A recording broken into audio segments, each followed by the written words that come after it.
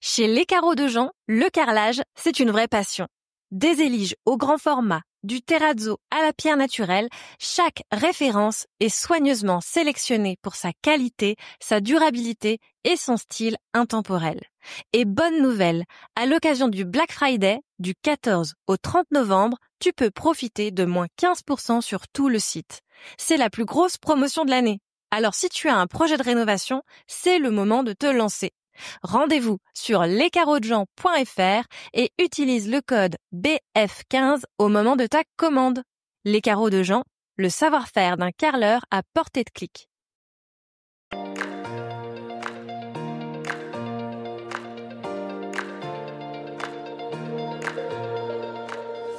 Bonjour et bienvenue sur les clés de la réno.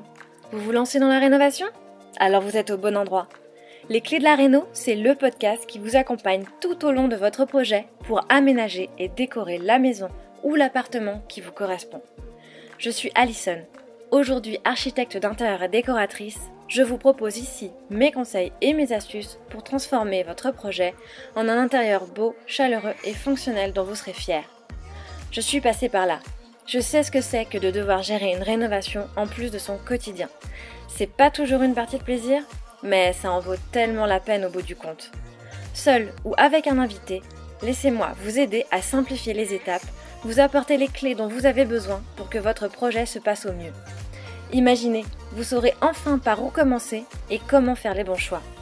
Retrouvez-moi aussi sur Instagram, c'est tout simplement les clés de la réno podcast pour encore plus de partage et de retour d'expérience. Allez, on y va ?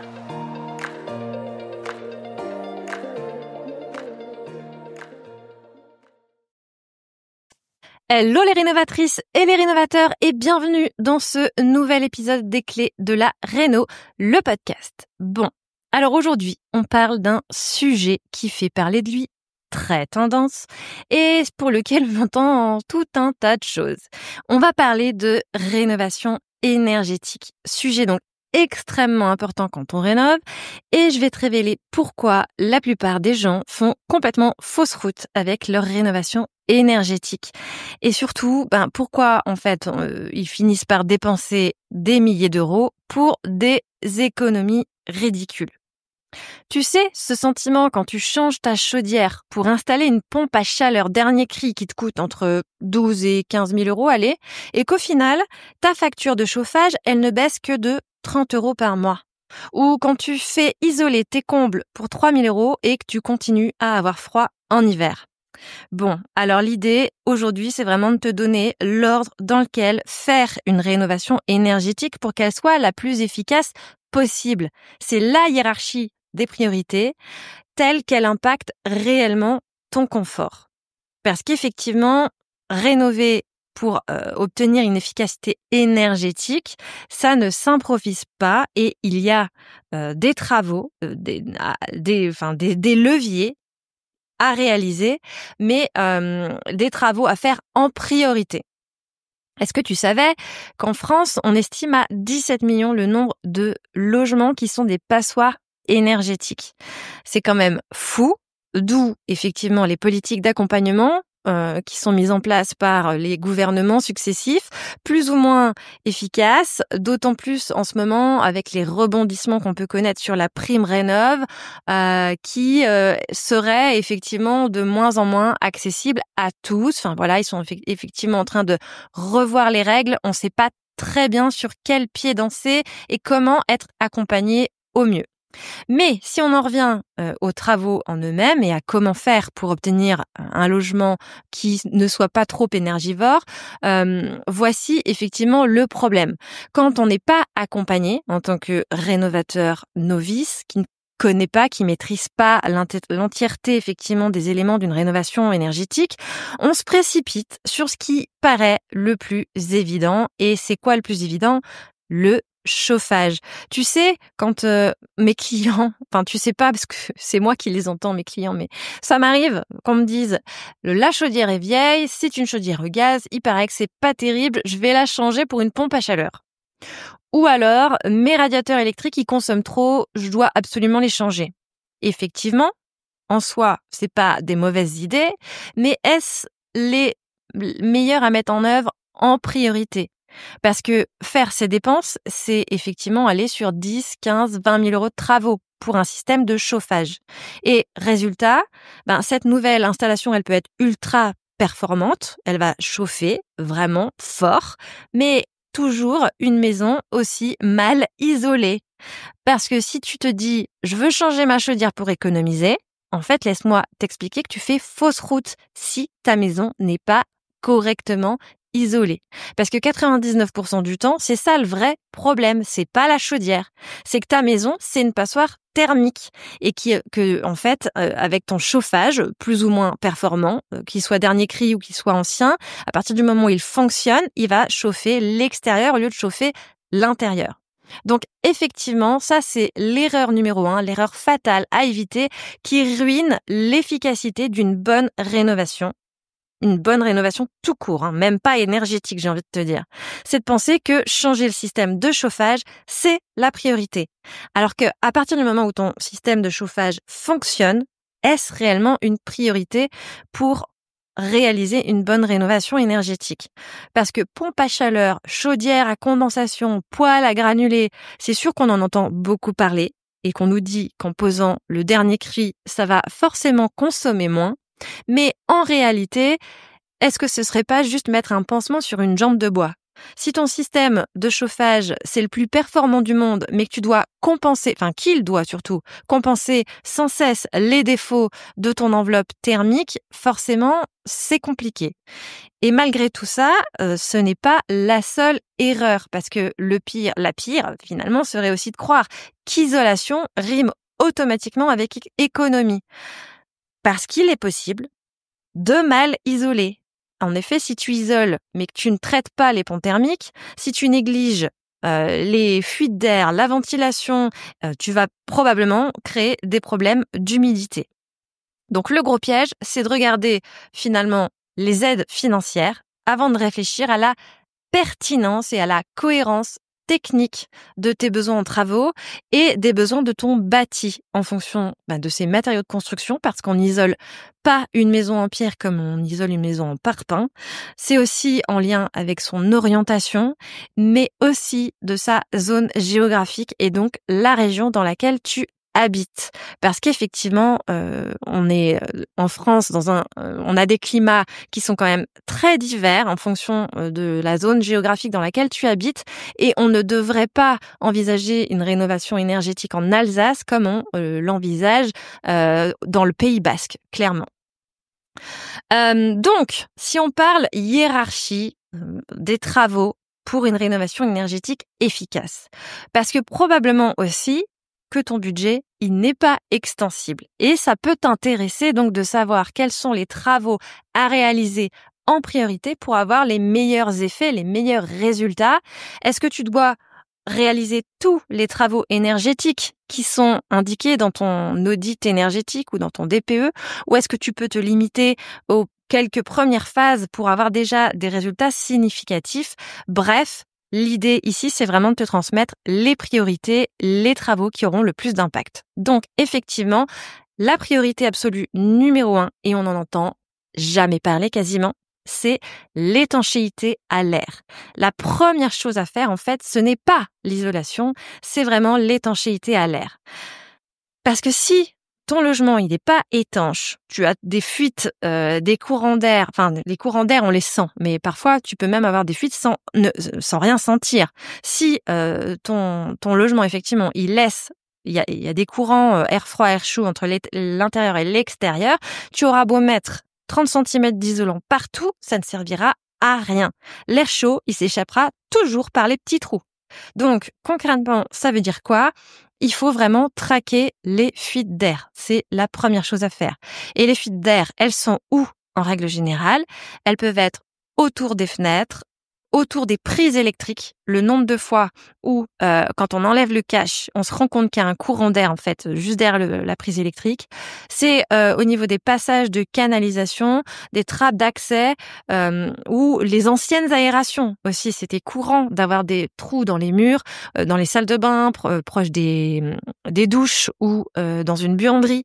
Et clairement, Alors oui, c'est sûr, ça aère, mais aujourd'hui, ça crée des fuites d'air. Donc, si tu t'engages dans des travaux énergétiques, la première des choses à faire, ça va être de combler les trous et donc de traquer les fuites d'air.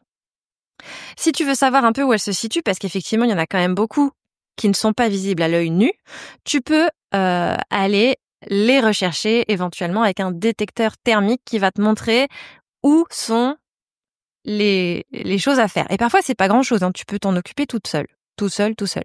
Sinon, tu peux aussi effectivement naturellement demander l'expertise d'un pro. Ça s'appelle un test d'infiltrométrie et il me semble que c'est obligatoire pour les habitations neuves qui doivent aujourd'hui respecter la RE 2020. Et ce professionnel, en fait, il va mettre ta maison sous pression et il va donc mesurer les fuites. Ça coûte pas très cher. C'est, il me semble, quelque chose de l'ordre de 500, 600 euros. Mais si tu identifies réellement où sont les fuites d'air et si tu les traites, ça peut te faire économiser jusqu'à 40% sur ta facture d'énergie. Donc, c'est quand même pas négligeable. Ensuite, priorité numéro 2, ça va être l'isolation, mais effectivement, pas n'importe laquelle. On se concentre sur là où les déperditions thermiques sont les plus importantes, c'est la toiture. Puisqu'on le sait, l'air chaud, ça monte, la chaleur, ça monte. Donc, l'isolation de la toiture, c'est réellement important, c'est le plus important après l'étanchéité. Si ton toit, il est pas isolé, bah clairement, tu chauffes l'extérieur. C'est aussi souvent le poste qui a le meilleur rapport qualité-prix parce que isoler la toiture, c'est pas forcément des travaux qui sont très budgétivores. Par contre, en termes d'efficacité énergétique, c'est imparable. Ensuite, moi, je mets d'abord les menuiseries. Changer les huisseries, les menuiseries, donc les fenêtres, les portes, la porte d'entrée. Parce que clairement, si tu te retrouves avec des huisseries simple vitrage où tu sens l'air à travers, bon, bah là, on sait que la déperdition, elle est au maximum. Et même, tu as probablement un manque d'étanchéité à cet endroit-là. Donc, changer les huisseries, c'est quand même hyper important. De la même façon, on est plutôt aux alentours de 25% de déperdition thermique. Donc, c'est indispensable d'aller sur des huisseries avec un minimum de double vitrage. Ça, c'est sûr. Mais attention, effectivement, au moment où tu changes tes menuiseries, parce qu'en fonction du type d'isolation murale que tu souhaites faire, ça peut avoir un impact. Bon, ça, c'est surtout si tu souhaites isoler tes murs, effectivement. Si c'est dans ton objectif, si tu vas faire une isolation par l'extérieur, alors il faut mieux changer les menuiseries après, parce que finalement, l'isolation thermique par l'extérieur va modifier l'épaisseur de tes murs et tes nouvelles fenêtres, elles doivent être posées en tunnel dans la nouvelle épaisseur en règle générale. Alors que si tu fais une isolation par l'intérieur, alors tu vas devoir changer les menuiseries et surtout leur emplacement. L'idéal reste de les changer après pour optimiser la pose et l'étanchéité toujours. Parce que finalement, la performance d'une fenêtre, c'est 50% le vitrage, mais c'est aussi 50% la pose. C'est une chose à ne pas négliger. Une excellente fenêtre mal posée, elle obtient une performance égale à 0. Donc là, je t'invite à être extrêmement vigilant quand tu choisis ton entreprise qui va poser tes fenêtres. Il faut vraiment que tu sois hyper rassuré. Ça doit être une entreprise fiable et clairement. Bon, si tu vas sur des aides avec des subventions, naturellement, tu auras dû choisir une entreprise RGE. C'est quand même un gage de qualité en principe. Mais en tout cas, effectivement, attention à ton entreprise pour assurer une bonne pose. Ensuite, donc, vient l'isolation des murs. Effectivement, c'est important d'isoler les murs selon ce que tu peux avoir aussi. La façon les matériaux de construction seront vraiment à étudier parce qu'on n'isole clairement pas, je l'ai dit, mais on n'isole pas de la même façon n'importe quel mur et c'est vraiment important de le prendre en considération si tu veux pas bloquer la respirabilité de tes murs et donc créer de l'humidité, de la condensation. Ça peut avoir un impact significatif sur la salubrité de ton intérieur, on va dire. Donc attention à ne pas faire n'importe quoi. Il y a une épaisseur à respecter en règle générale. Effectivement, sur les murs, on va plutôt être aux alentours de 12-15 cm pour avoir une résistance thermique suffisante. Vient ensuite la ventilation. Moi, je sais qu'elle la ventilation arrive à cet endroit-là, mais presque j'aurais envie de la mettre plus tôt dans les priorités. Parce que en soi, une ventilation performante, donc une ventilation mécanique contrôlée, une VMC, c'est pas forcément quelque chose qui coûte très cher. Ça arrive seulement à cet endroit-là parce qu'on parle des travaux énergétiques qui vont avoir un impact sur tes consommations d'énergie, et clairement la ventilation n'a pas un impact significatif sur tes consommations. En revanche, elle va avoir un impact fort sur ton confort à l'intérieur de ta maison. Et donc moi j'aurais quand même tendance à positionner la VMC très haut dans les priorités, parce que effectivement le budget pour installer une VMC, surtout une simple flux, qui est souvent bien suffisante dans une maison individuelle, est vraiment important. Et effectivement une VMC, elle va largement augmenter ton confort, parce que en diminuant tout simplement le taux d'humidité dans l'air, tu vas avoir un sentiment de chaleur. Même en chauffant à 19, ton air sera plus sain et donc plus confortable, tout simplement. Et donc même aussi, ton système de chauffage aura davantage de facilité à chauffer un air hygrométriquement stable plutôt que avec un taux d'humidité trop élevé. Et donc c'est là que effectivement 90% des gens font une erreur monumentale, qui est de faire toute l'isolation sans améliorer la ventilation. Et c'est à ce moment-là qu'on se retrouve avec des problèmes d'humidité, de condensation, de moisissure et d'air vicié, parce qu'effectivement, quand tu as créé une maison super étanche, sans ventilation, alors clairement tu vas vers la catastrophe sanitaire. Plus tu isoles en règle générale, et plus tu dois ventiler. C'est important quand même que ton air soit sans cesse renouvelé. Et avec une VMC, tu renouvelles l'air sans perdre la chaleur. On arrive sur les priorités qui vont toucher au chauffage, mais tu vois, je vais encore pas tout de suite changer le système de chauffage, parce que probablement qu'avant de le changer, tu pourrais avoir l'option de l'optimiser. Optimiser le chauffage existant. Si ton chauffage actuel fonctionne, ça dépend effectivement. Si c'est une chaudière au fioul, c'est pas terrible. Mais si c'est un autre système de chauffage et qu'il fonctionne, moi j'ai tendance à dire on va attendre qu'il soit obsolète et qu'il tombe en panne avant de le changer réellement, parce que si tu le changes, c'est quand même du déchet, clairement. Donc moi, j'aime changer les choses quand elles ne fonctionnent plus. Si elle fonctionne, on aurait plutôt tendance à essayer de l'optimiser. Parce qu'une fois que tu as fait effectivement tous les travaux d'enveloppe thermique, tes besoins de chauffage, ils vont avoir divisé par 3 ou 4. Et donc, ton ancien système, peut-être que il est surdimensionné, mais probablement qu'il est suffisant. Donc, il faut tout simplement, probablement, faire un équilibrage du réseau, faire des purges, réguler les zones l'une après l'autre, et envisager une programmation peut-être plus optimisée en fonction de tes besoins. Mais clairement, c'est une économie que de ne pas aller changer ton système de chauffage par principe.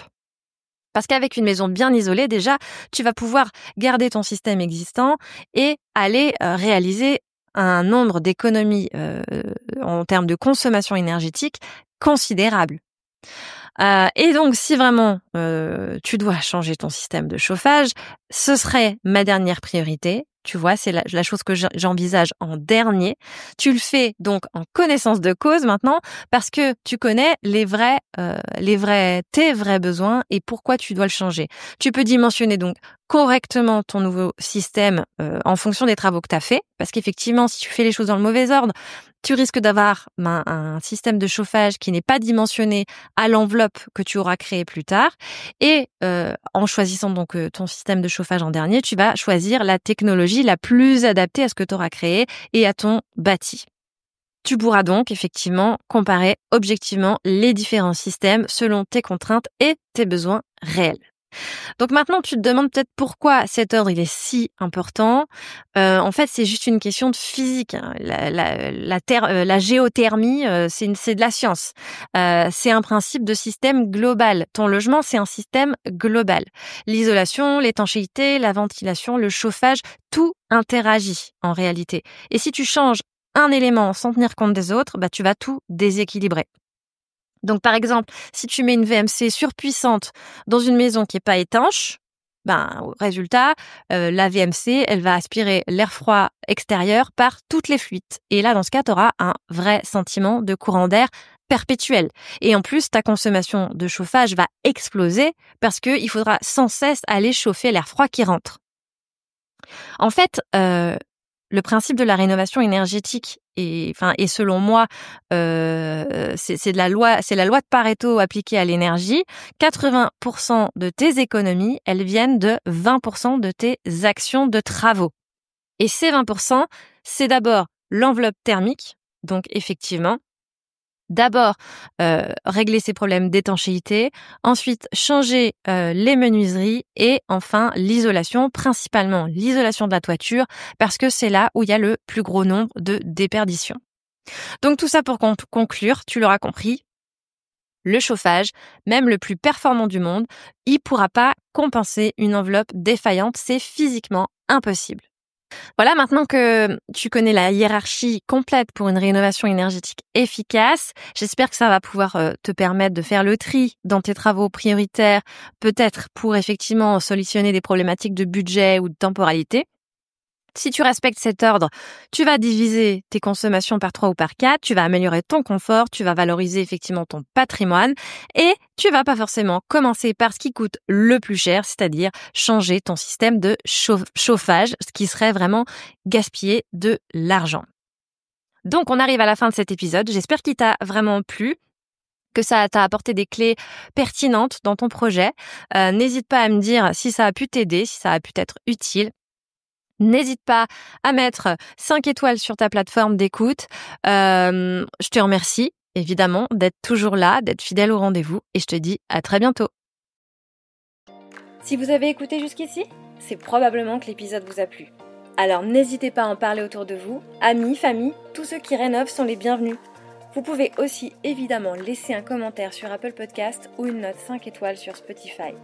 Et si vous souhaitez être informé des prochains épisodes, n'hésitez pas à vous inscrire à la newsletter ou à me suivre sur Instagram.